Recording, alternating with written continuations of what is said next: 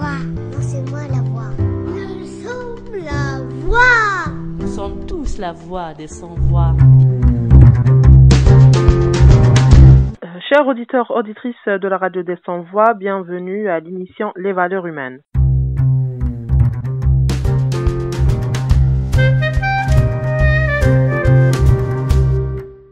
La saison des fêtes n'est pas encore terminée. Yenayer frappe à la porte. Le nouvel an amazigh, reconnu comme une fête nationale, est décrété comme un jour férié depuis 2017 et célébré le 12 janvier dans les foyers algériens, aussi bien berbérophones qu'arabophones. Nous avons donc contacté M. Brahim Tazgart, écrivain et militant de la cause berbère, pour parler de l'origine et rite de Yenayer. M. Brahim Tazgart, bonjour. Bonjour. J'aimerais bien commencer notre discussion par la signification de Yenayer. Pourriez-vous nous dire que signifie Yenayer? Je dis Yenayer, tout calendrier, le calendrier c'est pour organiser le temps. D'autant plus c'est un calendrier agraire, ça veut dire ce qui explique un peu lorsque les historiens nous disent que l'Afrique du Nord était le grenier de Rome. Parce que la précision du calendrier amazigh est étonnante. D'ailleurs, nous sommes le 12, le premier de Yenayer, et nous avons la pluie, nous avons la neige, parce que c'était comme ça que c'est prévu. Quant à l'origine du calendrier Yenayer, de l'année amazigh, on ne peut la comprendre qu'en comparatif avec d'autres calendriers. Exemple, le calendrier égyptien, qui est comme le calendrier amazigh, est constitué de 366 jours. Seulement, le calendrier égyptien est divisé en 3 parties, et chaque partie a 4 mois. Quant au calendrier amazigh, il est divisé en 4 saisons. C'est l'été, les 4 saisons, avec l'été et l'hiver avec 93 jours. Et le printemps et l'automne avec 90 jours, ce qui nous donne 366 jours. Et le commencement pour le calendrier amazigh, c'est Yenayer. Si on jette un coup d'œil sur le calendrier romain était un calendrier lunaire, contrairement au calendrier amazigh qui est solaire. Le calendrier romain était de 304 jours, était de 10 mois. Il commençait au mois de mars. Et c'est à partir de 750 avant Jésus qui coïncide avec la fondation de Rome. Après, il y a eu des réformes. Et l'avant-dernière, avant la grégorienne, c'était celle de Jules César, en 47 avant Jésus. Jules César est rentré en contact avec l'Afrique du Nord et c'est là qu'il s'est aperçu de la justesse du calendrier amazigh et il a réaménagé le calendrier julien en fonction. Le début, il a décidé que le début soit janvier et pas mars. Il y a des gens qui disent aujourd'hui, voilà, Januaros, c'est le dieu du commencement, alors que les commencements étaient en mars, pas en janvier. Ce qui veut dire que, voilà, à partir de ce regard comparatif, nous apercevrons que le calendrier amazigh est authentiquement nord-africain, est organisé autour d'importance au soleil et à la terre, et on organise la vie des gens, la vie des agricoles amazighs. Et quant à la dénomination, je m'excuse, pourquoi Yenayer, pourquoi on commence par Chichon, par Chechnak, sachant que là aussi, on doit faire un peu de comparatif pour que les Algériens comprennent. Tous les calendriers ont le calendrier, par exemple, julien, c'est au nom de Jules César.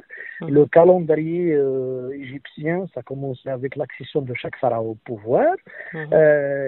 Voilà, le calendrier amazigh, c'est une rencontre entre des intellectuels et des militants amazighs qui se sont dit nous devons avoir une datation pour marquer les événements d'une manière plus rationnelle.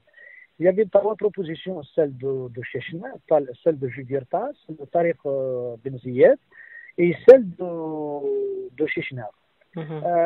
En finale, c'est la proposition de Ammar Negadi. Ammar Negadi, c'est un militant natif de Marouane, dans la wilaya de Batna. Il a proposé Chechnak. Pourquoi il a proposé Chechnak? Parce que le Amazouni Yenayer dans les Aurès, on dit Asn Faraoun. on dit اسم فرعون. ومن طون نقار العجوزة نقار اسم العجوزة أنت مازال سي توسر c'est la mère de Shishnak. À partir de ces données concrètes, Nigadi Ammar Nigadi Allah yarhamou a proposé Shishnak. Et Shishnak pour nous est un symbole de l'unité nord-africaine, de tous les peuples de nord-africains. D'autant plus que nous vivons une situation mondiale caractérisée par une mondialisation destructrice des nations et des États qui font la stratégie des empires par les divisions dans les pays du sud ou de la rive sud de la Méditerranée. Pour le mouvement amazigh, pour l'Algérie d'une manière générale et pour l'Afrique du Nord, nous avons adopté une stratégie contraire. C'est la stratégie des convergences, la stratégie des unités. Shishnak est un symbole qui peut unir les Amazirs, les Égyptiens, les Nord-Africains et pourquoi pas. Et là, voilà, c'est à mon avis l'une des symboliques essentielles du Shishnak. Et comment fait-on Yennayer dans ta mazra? Dans la pluralité, nous avons le Shishnak, on le fait à Aït Snous, à Beni Snous, avec les Ayret, on le fait en Kabylie avec Sukso, avec le poulet, on le fait ailleurs, c'est un peu les mêmes rites, avec un enrichissement dans chaque région. L'essentiel que ça se fait en 3 jours, le 12, le 13 ou le 14.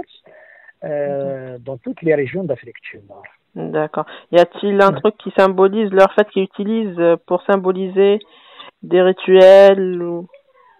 Je crois que les rituels ils sont là. Ça veut dire on revient toujours à cette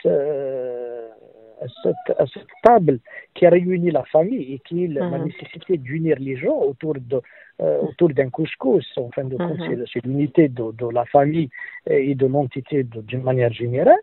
C'est aussi à une meilleure, on célèbre la propreté, on célèbre l'effort, parce qu'on fait un peu la comptabilité de l'année qui s'écoule et l'année qui vient s'ouvre avec des actes qui célèbrent un peu la propreté. On doit refaire la peinture des maisons et autres. En même temps, on renouvelle le canon Zich. Jadis, il y avait le canon autour duquel se réunit la famille. On renouvelle les pierres. Et pas d'autres gestes symboliques. En même temps, on célèbre l'amour de la nature, le respect de la nature, le respect de l'animal, le respect. Voilà, c'est une culture qui était là avant que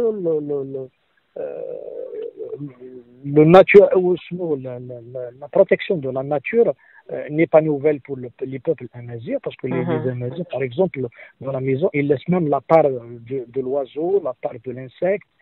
Voilà, c'est une société de partage, une société de théoïsie, de l'union, une société qui a donné énormément de choses à l'humanité, et malheureusement, énormément d'adversaires et d'ennemis de la majorité, on fait en sorte qu'on participe à la civilisation humaine, mais sous le parapluie des autres nations, sous le parapluie de la nation romaine, de toutes les nations.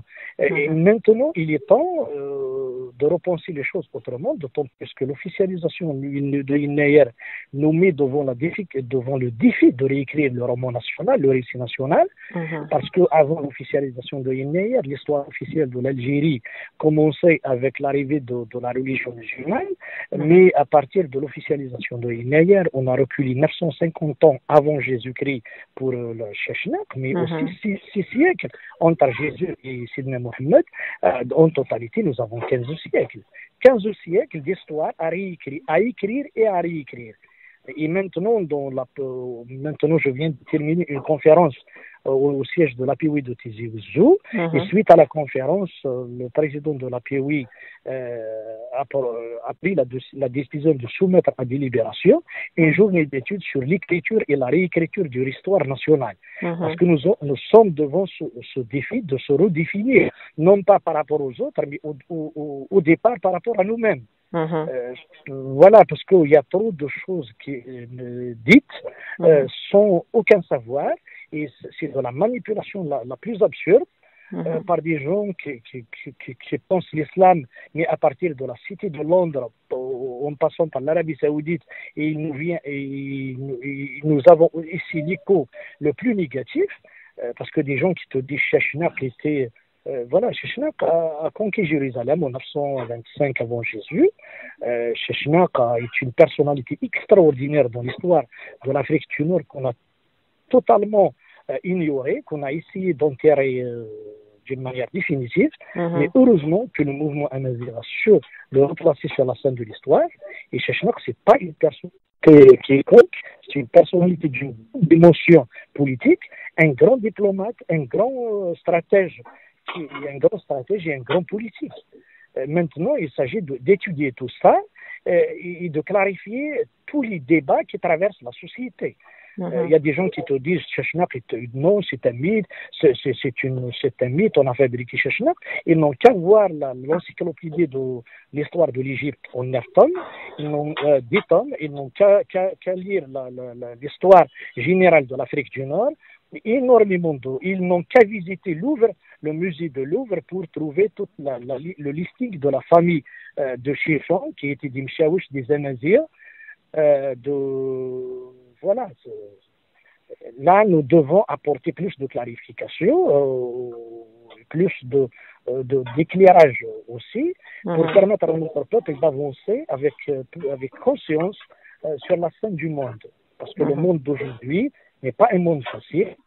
Nous affrontons une mondialisation destructrice des nations et des États. Nous devons répondre par une stratégie d'unification, d'unité et de partage pour qu'on puisse survivre au temps dur que vit l'humanité actuelle. Et que représente cette fête pour la communauté amazigh? Que leur apporte-t-elle de plus? Toute population amazigh dans toute l'Afrique du Nord a besoin d'être fière d'elle-même. Il n'y a pas un peuple qui émerge dans le monde sans fierté. Nous sommes devant une situation qui a fait que les stratégies politiques adoptées, les stratégies socialement identitaires et culturelles, ont fait en sorte que l'Algérien se sous-estime, l'Algérien se méprise, l'Algérien ne s'aime pas. On ne peut pas construire un peuple, un État, une nation avec un peuple qui se déteste. Et pour s'aimer, il faut aimer son histoire, il faut être fier de soi-même, il faut être fier de ses aïeux. Et nos aïeux, que ce soit Shishnak, que ce soit Jugurtha, que ce soit Massinissa qui a dit l'Afrique aux Africains, qui structure un peu aujourd'hui la politique étrangère de l'Algérie, nous devons être conscients et fiers de cette histoire. Un dernier mot ou bien un message à faire passer à l'occasion?